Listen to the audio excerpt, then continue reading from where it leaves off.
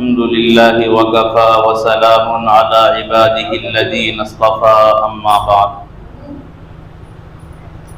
فأعوذ بالله من الشيطان الرجيم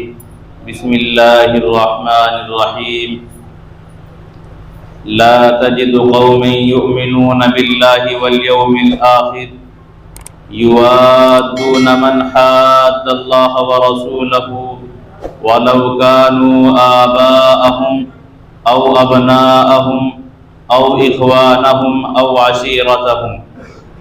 أولئك كتب في قلوبهم الإيمان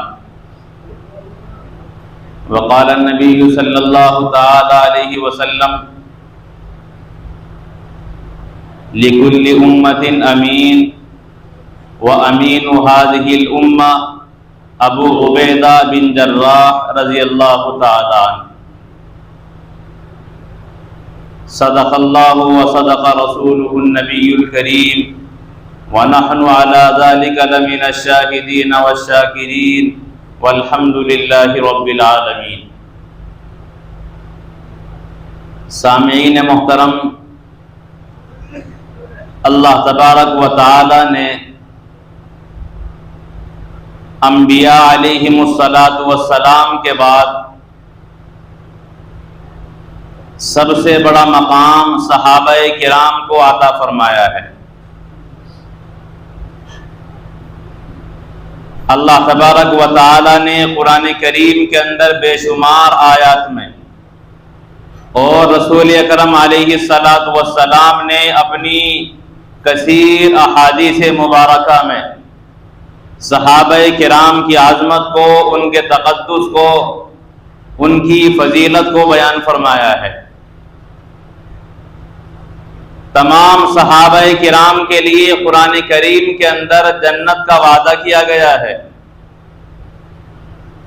لیکن اللہ تبارک و تعالی نے ہر طبقے میں فرق مراتب رکھا ہے۔ فرشتوں میں سب سے بڑا مقام جبریل امین علیہ السلام کو عطا کیا گیا۔ اسی طرح پیغمبروں میں سب سے بڑا درجہ خاتم النبیین محمد الرسول اللہ صلی اللہ علیہ وسلم کو دیا گیا۔ مہینوں میں مقدس مہینہ رمضان کو بتایا گیا۔ کتابوں میں سب سے زیادہ افضلیت اور فضیلت و عظمت قرآن کے حصے میں آئی۔ اسی طرح ہفتے کے 7 دنوں میں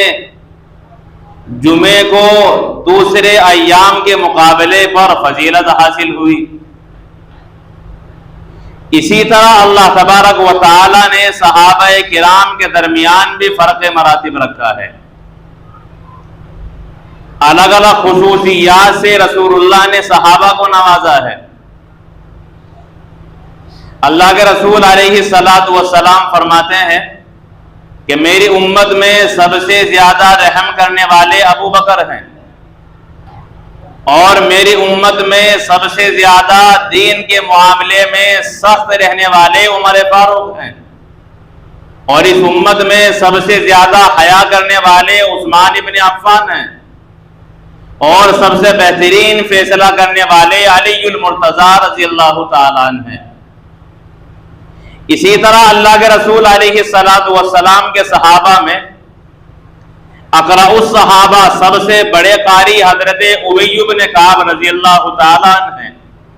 افقہ الصحابہ عبداللہ ابن مسعود ہیں۔ اسی طرح اس امت میں امین الامہ کا لقب جسے حاصل ہوا، اس عظیم شخصیت کو ابو عبیدہ ابن جراح رضی اللہ تعالیٰ عنہ کہا جاتا ہے۔ اللہ کے رسول علیہ السلام فرماتے ہیں کہ ہر امت میں ایک امین ہوتا ہے۔ امین ہذہ الامہ ابو عبیدہ ابن جراح رضی اللہ تعالیٰ عنہ، اس امت کے امین اور سب سے زیادہ امانت دار سچے وہ حضرت ابو عبیدہ ابن جراح رضی اللہ تعالیٰ عنہ ہیں۔ محرم الحرام کا مہینہ چونکہ ہمارے اس موجودہ دور کے اندر جاری و ساری ہے، اور آپ کی وفات بھی اسی محرم الحرام کے مہینے میں ہوئی ہے، تو میں نے خیال کیا کہ جس طرح لوگوں کو محرم کے آتے ہی معلوم ہو جاتا ہے کہ حضرت حسین رضی اللہ تعالیٰ عنہ اسی مہینے میں کربلا میں شہید ہوئے، اسی طرح یہ بھی معلوم ہو جانا چاہیے کہ اس امت کے سب سے بڑے امین حضرت ابو عبیدہ ابن جراح بھی اسی محرم الحرام کے مہینے میں 18 ہجری کے اندر وفات پاتے ہیں۔ اللہ کے رسول علیہ السلام کے یہ صحابی رسول اکرم علیہ السلام سے 13 سال چھوٹے ہیں، اور 11ویں پشت میں اللہ کے رسول علیہ السلام سے نسب نامہ مل جاتا ہے، یعنی 11ویں دادا رسول اکرم علیہ السلام کے حضرت ابو عبیدہ کے بھی دادا ہیں۔ اللہ کے رسول علیہ السلام پر مکہ مکرمہ میں جو اولین اسلام قبول کرنے والے صحابہ ہیں، ان میں سے 8ویں نمبر پر اور ایک روایت میں 11ویں نمبر پر اسلام قبول کرنے والے ابو عبیدہ ابن جراح ہیں، جو حضرت ابو بکر صدیق رضی اللہ تعالیٰ عنہ کی دعوت پر دائرہ اسلام میں داخل ہوتے ہیں۔ اور اللہ کے رسول علیہ السلام نے 10 صحابہ کو، جنہیں عشرہ مبشرہ کہا جاتا ہے، یعنی وہ 10 صحابہ جنہیں دنیا ہی میں ایک ہی مجلس میں رسول اکرم علیہ السلام نے جنتی ہونے کی خوشخبری دی ہے، ان 10 صحابہ میں ایک صحابی حضرت ابو عبیدہ ابن جراح رضی اللہ تعالیٰ عنہ بھی داخل ہیں۔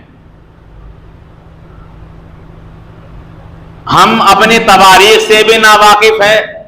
اور اللہ کے رسول علیہ السلام نے جن صحابہ کو اپنی زبان مبارک سے دنیا ہی میں جنت کی بشارت دی ہے، ان صحابہ تک کے نام ہمیں یاد نہیں ہیں۔ بہرحال علمی اعتبار سے ہم کتنا پیچھے ہیں اس کا ہم ایک اندازہ بھی نہیں لگا سکتے کہ دوسری اقوام کے مقابلے پر جتنی وہ اپنے مذہب کی جانکاری رکھتے ہیں، ہمیں ان کا عشر عشیر بھی حاصل نہیں ہے۔ بہرحال اللہ کے رسول علیہ السلام نے 27 غزوے کیے ہیں، 27 جنگیں لڑی ہیں۔ ان 27 جنگوں میں اللہ کے رسول علیہ السلام کے ساتھ ہر جنگ میں حضرت ابو عبیدہ رضی اللہ تعالیٰ عنہ شریک رہے ہیں، اور کچھ غزوات اور سرایہ جنگیں ایسی بھی ہیں جن میں اللہ کے رسول علیہ السلام نے خود شرکت نہیں کی، اپنے صحابہ کو بھیجا ہے۔ ان میں بھی حضرت ابو عبیدہ ابن جراح رضی اللہ تعالیٰ عنہ کا نام سر فہرست ہے، کہ جن غزوات میں، جن جنگوں میں رسول اللہ خود نہیں گئے، ان غزوات میں اور جنگوں میں اللہ کے رسول علیہ السلام نے جہاں دیگر صحابہ کرام کو امیر لشکر بنا کر بھیجا، اسی طرح حضرت ابو عبیدہ ابن جراح کو بھی آپ نے امیر لشکر بنا کر بھیجا ہے۔ آپ مذہب اسلام کے سب سے بڑے سپہ سالار اور جرنیل ہیں۔ مسلمان صرف ایک نام جانتے ہیں حضرت خالد بن ولید رضی اللہ تعالیٰ عنہ کا، لیکن خالد بن ولید رضی اللہ تعالیٰ عنہ سے بھی بڑے جرنیل حضرت ابو عبیدہ ابن جراح رضی اللہ تعالیٰ عنہ تھے۔ حضرت خالد بن ولید ایک لشکر کے امیر ہوتے تھے، اور حضرت ابو عبیدہ ابن جراح رضی اللہ تعالیٰ عنہ دیگر لشکروں پر جو امیر تھے، ان سب کے اوپر آپ کو فائز کیا گیا تھا۔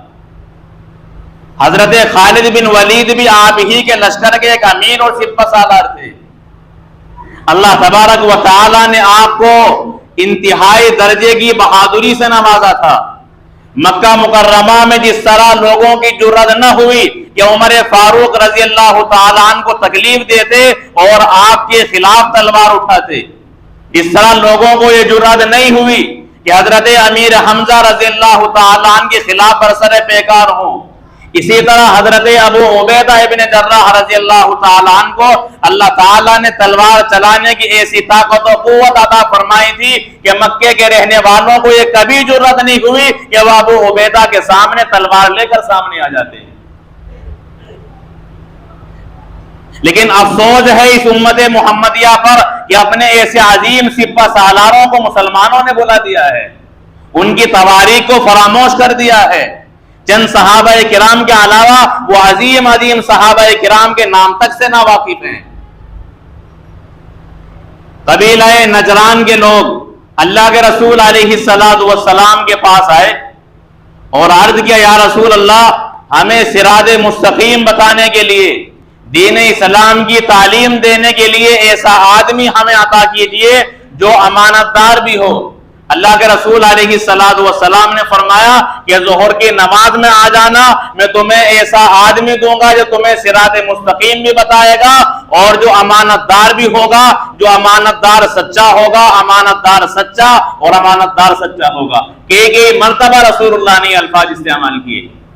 اب صحابہ کرام شوق میں ہیں اور انتظار میں ہے کہ اللہ کے رسول علیہ السلام نے جسے سچا اور امانت دار فرمایا ہے وہ کون انسان ہوگا۔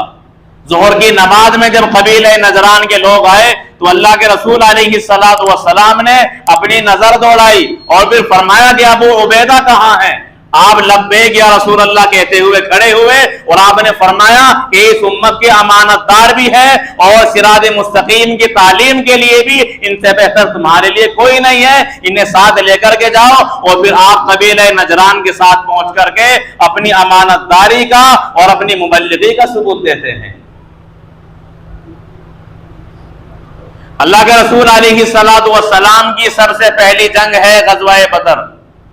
جنگ بدر میں اللہ کے رسول علیہ السلام کے ساتھ مختصر سی تعداد ہے 313 کی، جبکہ ہزاروں کا لشکر سامنے ہے۔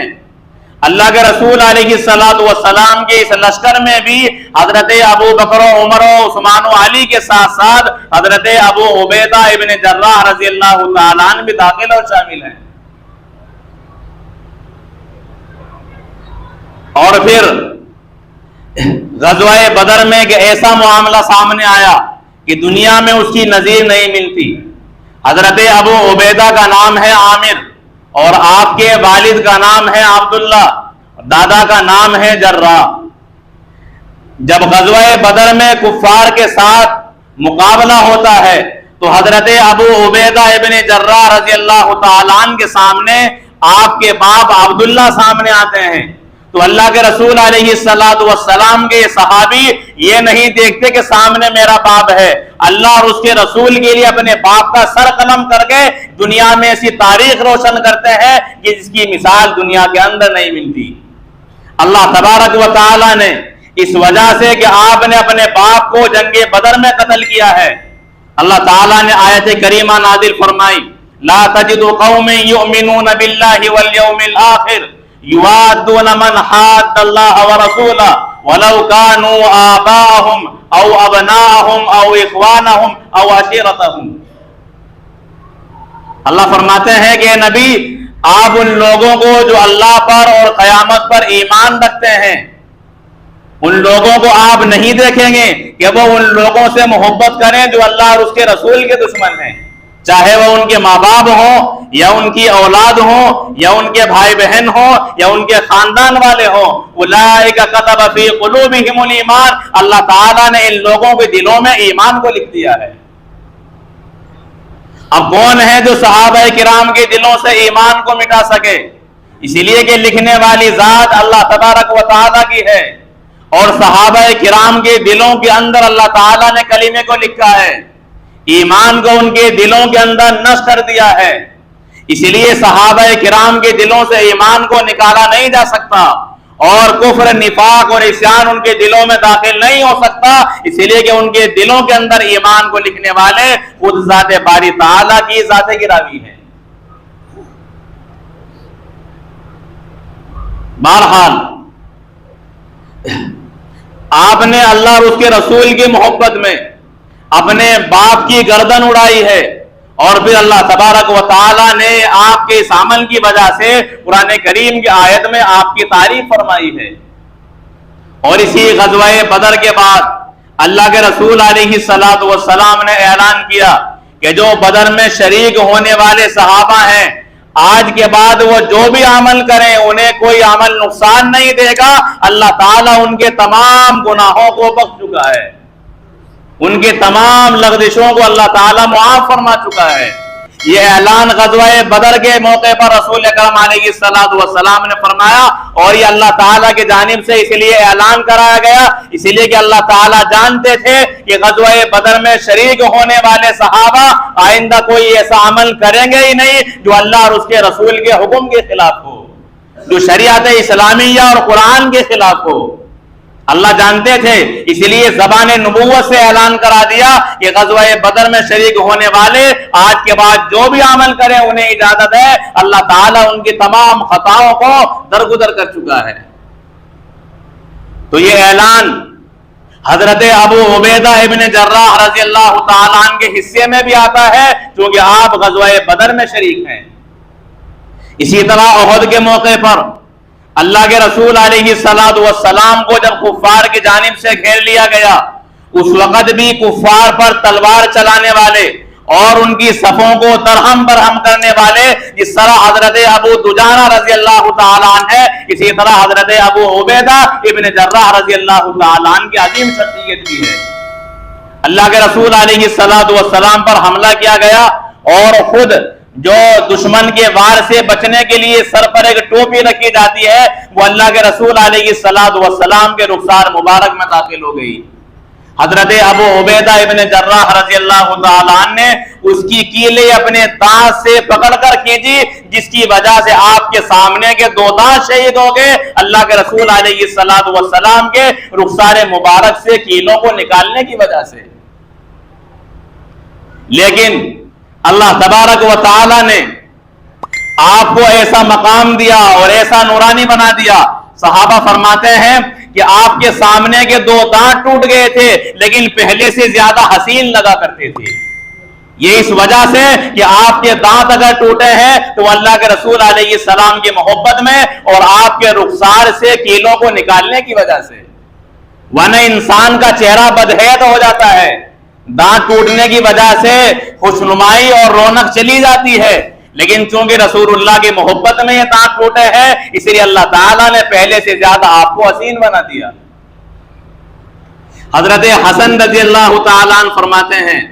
جو حضرت علی رضی اللہ تعالیٰ عنہ کے بیٹے ہیں، کہ حضرت ابو عبیدہ کے اخلاق میں کوئی کلام نہیں کیا جا سکتا، ان کے اخلاق سب سے اعلیٰ ہیں۔ اور جب حضرت عائشہ سے سوال کیا گیا کہ اللہ کے رسول علیہ السلام کو سب سے زیادہ محبت اپنے کن صحابہ سے ہے، تو آپ نے فرمایا حضرت ابو بکر، حضرت عمر اور حضرت ابو عبیدہ ابن جراح رضی اللہ تعالیٰ عنہ۔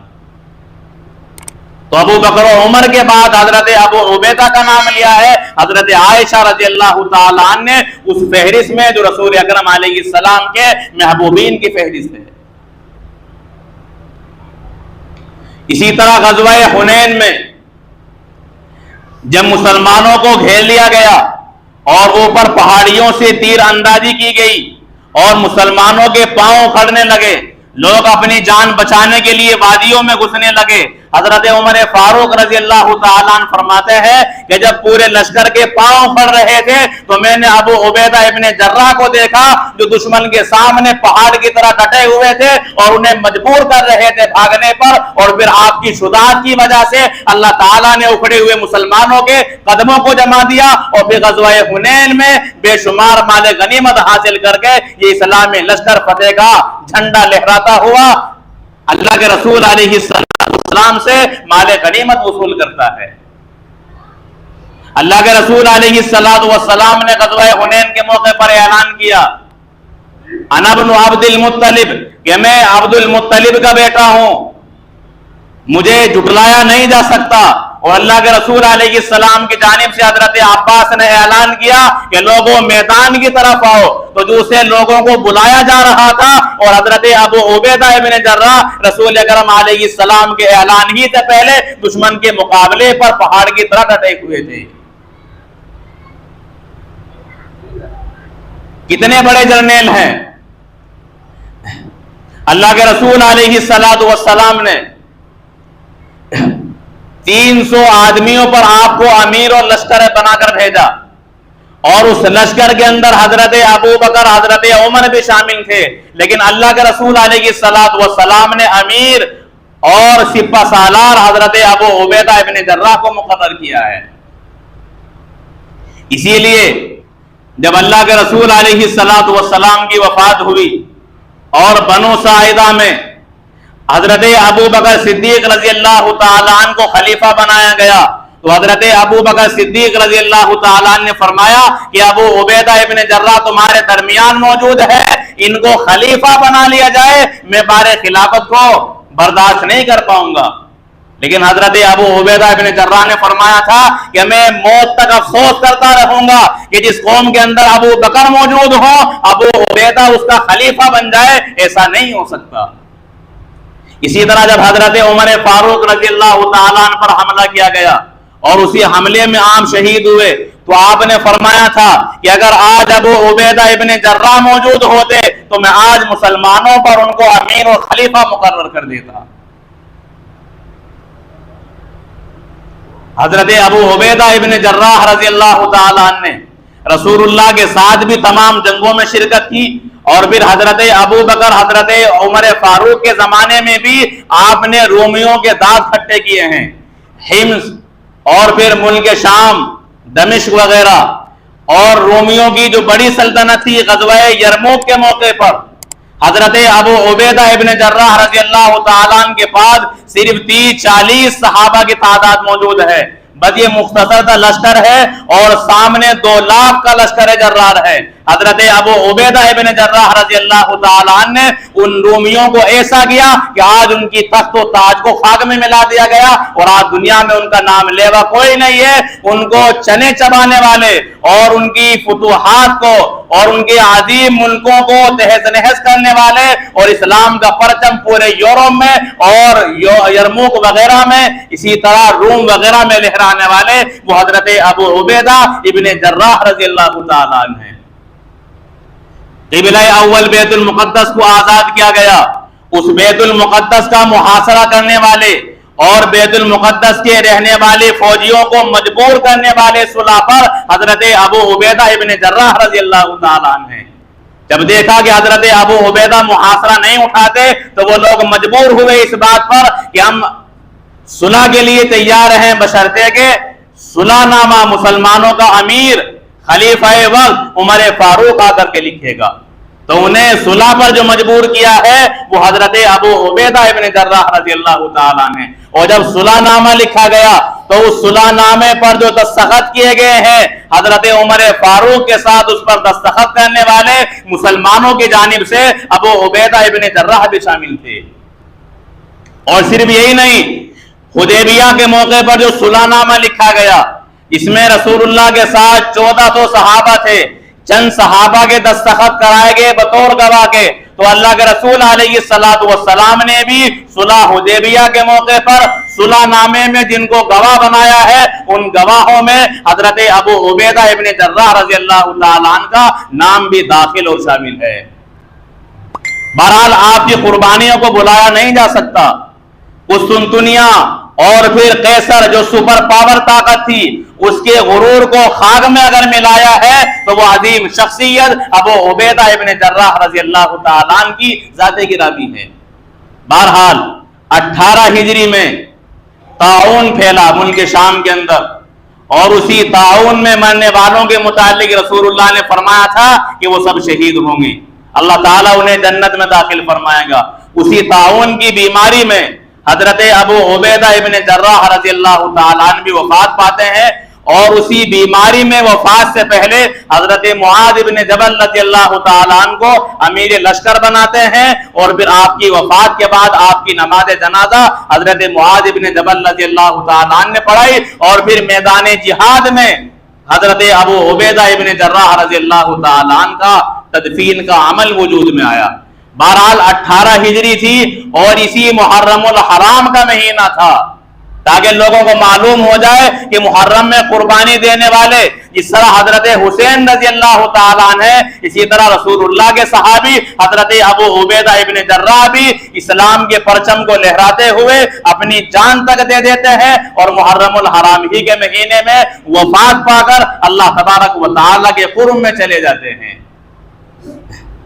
بہرحال آپ عشرہ مبشرہ، اور یاد رکھیے رسول اللہ نے آپ کو لقب دیا ہے امین الامہ، کہ اس امت میں سب سے زیادہ امانت دار وہ حضرت ابو عبیدہ ابن جراح رضی اللہ تعالیٰ نے۔ اللہ تعالیٰ آپ پر کروڑوں رحمت نازل فرمائے۔ وما علینا الا البلاغ۔